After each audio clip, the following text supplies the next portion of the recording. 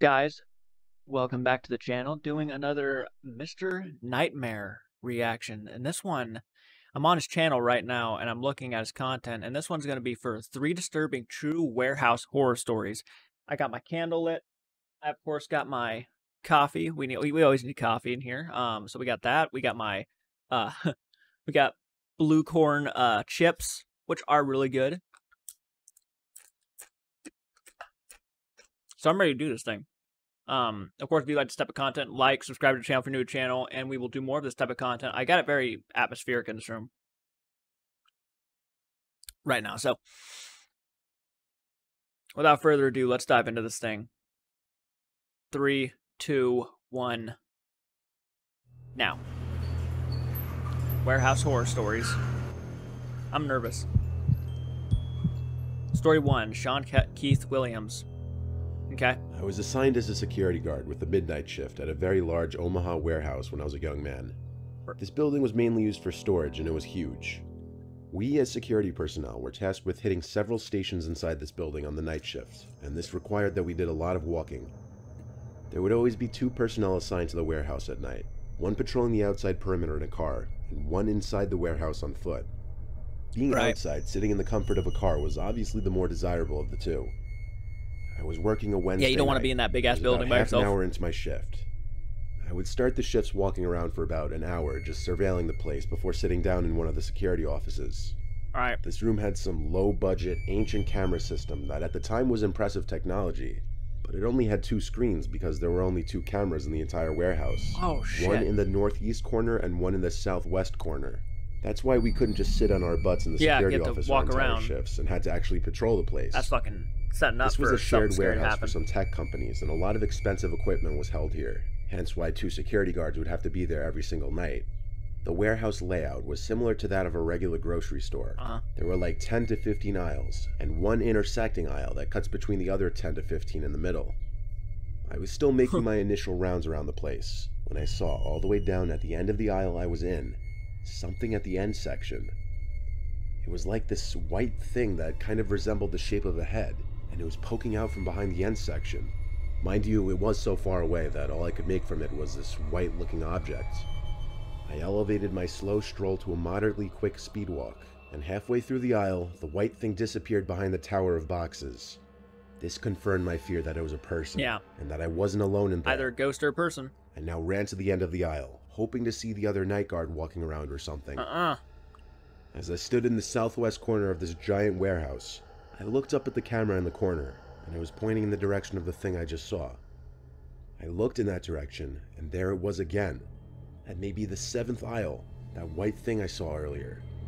Well, now it was a lot closer, and I could make it out to be someone's face, as I feared. But it wasn't the other security guard. It was this extremely pale, ghoulish-looking face. They once again slowly hid their face behind the tower of boxes. They would have no reason to pull a prank on you. The other guard on duty, and he radioed back that he was in the car by the back section of the parking lot. He said roger that, he'd be here in 5. 5 minutes? Getting off the phone with him, I was nervous to approach the aisle that I saw the person's head. Even though this is exactly what a security guard's purpose and job is, you never actually expect or anticipate seeing any action. I took a deep breath and ran to that aisle and stopped at the end of it to look down it. The person wasn't in sight. I figured they must have ran for it. So I ran halfway down hoping to catch up to them, but I stopped when I smelled this horrible putrid odor. It smelled like a dead, rotting carcass. It's not human. I followed the scent until it became overwhelming, and I found the source of it. It was coming from this big wooden box that was different from the rest of the boxes. I pulled the lid off the box, and inside was a dead body laying in a pool of blood. The most shocking part of it was that it was missing a head. I walkie-talkied to the other security guard again, and yelled at him to call the police and report a dead body in the warehouse. I said this all while running as fast as I could to the back exit of the warehouse, struggling to get enough air. I threw up the second I made it out the door. I bet you did, man. I ran to the other security guard's car and sat in there with him, gasping for air. He was still on the phone with the police, I took the phone and told them whatever the other security guy didn't.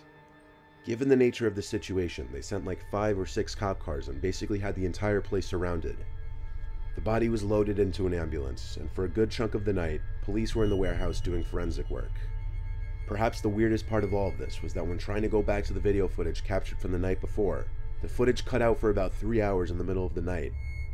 There was no explanation for this happening. I've thought about this night for almost my entire life, basically. I don't believe in ghosts or anything, but I don't really have an explanation for this. That, yeah, kind of opens your mind. I've thought about some far-fetched possibilities, though, like that whoever the murderer was in the warehouse that night and was holding up the severed head of that body, hence why it looks so pale and ghoulish. In fact, it gave me chills just now thinking about it again. Honestly, it was probably a ghost, because you would have been able to hear them running if it was somebody alive, you know? Several years ago, 2 friends and I heard from a mutual friend about this creepy abandoned warehouse or furniture store that was only a few miles from my house. One night while on a drive, the 3 of us decided to check it out. We parked at a Walgreens a few hundred yards from the warehouse and started walking towards it. As we got closer, my friend, I'll call him Jim, kinda chickened out and stayed back while me and my other friend, I'll call Mark, continued on. As we approached the right side of the building, it became very obvious that this place had been abandoned for a very long time. The front entrance was boarded up, and there were vines and ivy growing all over the building. Our mutual friend said that the only way in was through a busted-in wall in the back. We went around back, and sure enough, there was a broken-in narrow section of wall we could get in through. We stepped in, and it was completely dark. We couldn't see our hands in front of our faces, so we turned on the flashlights on our phones and looked around. Probably someone homeless living in there. There was trash and debris everywhere on the concrete floors. We were in what appeared to be the main room of the old store, and it was huge. An entire football field could probably fit in this room. We could even hear an echo when we talked. Yeah. We started looking along the walls, which were covered in graffiti. The graffiti was littered with what must have been gang symbols as well as profanity, as you would expect. Yep. What was really unsettling, though, was that as we moved further along the back wall, the graffiti was getting more and more disturbing. One of them read, "Kill yourself tonight." Then the graffiti was getting satanic. There were tons of inverted crosses, pentagrams, demons, 666s, and violent scenes depicted. While this stuff was creepy enough, it wasn't the worst of what we saw. Towards the end of the building, there were some steps leading to smaller rooms. We live in a world full of demons. As we shone our lights on the steps, we saw a large, dry pool of what was probably blood all over the steps. Run! This deterred us from exploring the smaller rooms beyond. Satanic worshiping probably took place. We headed to the left side of the room. As we were walking, our lights caught something hanging from the ceiling. We got closer and saw what it was. It was a noose, still hanging from one of the rafters. It became very obvious that the people that come to this place use it for very evil purposes. After that, we decided we'd spend enough time in there and headed for the hole in the wall we entered through. We got outside and saw that there was another, smaller building/warehouse behind the main one. Despite the freaky things we saw inside, we were still curious and decided to check this one out too. One thing that was very odd, curiosity killed the cat. There was a small room in the front of the warehouse that had no doors, only one window. Inside was a large inverted cross hanging from the decrepit ceiling. We came to the left side of the warehouse where the large garage-style entrance was. This building was similar to the first one. It was one large empty room with tons of trash everywhere. There was more disturbing graffiti. However, there were these holes at the base of the walls that were really odd-looking. We shined our lights down them, but couldn't see the bottom. What were these for? We had seen enough at this point and headed back outside. It was then that my friend Mark got a call from Jim. As he was talking to Jim, his face suddenly changed to a downright horrified expression.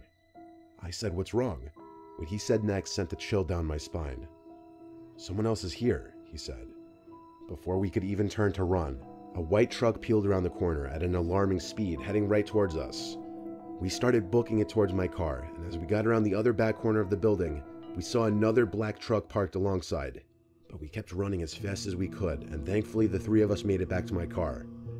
We got in and peeled out of there. You are very fucking lucky. I don't know what those guys in the trucks were there for, or why they chased after us. But based on what we saw in those buildings, it wasn't anything good. No, they were probably doing devil worship shit out, and we never returned killing to that people place. For power. You're lucky you got out of there, because you probably saw too much in their eyes. You probably would have been killed. And they could do it too. They don't give a fuck. In my mid-20s, I used to be a party planner and event coordinator. I was basically in charge of throwing dope parties for this record label group. My friend actually worked for one of those places. I'd have to rent out venues for a night or weekends, which would allow us to host our events in these places. Usually we wouldn't pay until after the event, and the landlord or owner of whatever property we were using would take a cut of the profits. There was this one time that my group rented this big warehouse for an entire weekend, and we would be hosting parties Friday and Saturday night. Hell yeah. Once the place was rented out, I had to do a lot of setting up, which included setting up tables for bottle service, setting up portable bars, and a DJ stand. A lot of work would go into these kinds of pop-up venues, but they were always extremely profitable. My buddy Jack, who was also on the event planning team, was helping me on the Wednesday before the party weekend. He drove a truck full of equipment so far, to the the empty first story is parking the lot best that the one. warehouse sat in. I was having trouble figuring out how to get the power to a certain part of the warehouse activated. I looked for any kind of electrical panel or circuit breaker box, but I was having trouble finding one. Right. I gave the building owner I dealt with a call, and he picked up almost right away. His name's Carter. He told me exactly where to go for the electrical panel that would turn on the specific lights I was looking for. He directed me to a door that had an exit sign on top of it, but it wasn't on. Through this door, I was in a very short, very narrow space with a door on one side which I presume led to the outside, and then a half flight of stairs on the other side. I was supposed to go down this half flight of stairs, which led to another tight space with a couple doors. This room was hard to explain without just seeing it for yourself. I'm 6'4", so I had to bend down a little bit just so my head wouldn't hit the ceiling. That's how cramped it was down there. This level had very dim nightlight kind of lights hung on the ceiling. Dim but enough light to navigate just fine. I found the electrical panel, and Carter told me exactly which switches to flip. Then I shut the panel door and turned the key to lock it, even though he told me to just leave the key in the lock. I thanked him and our call ended. I heard a loud and obvious buzzing sound that would be going off in spasms. I followed the sound of it to a door leading to a pitch-black room. Pulling the door open was hard as it scraped against the concrete floor. Oh god, that sound effect. There was this red light in the top corner of the room that synchronized with the buzzing sound. When the buzzing stopped, the light would also turn off. I was trying to figure out what it was, but it didn't make sense. I stepped deeper into the room and noticed whenever I moved, the light would turn on and the buzzing would sound. When I stood still, it stopped.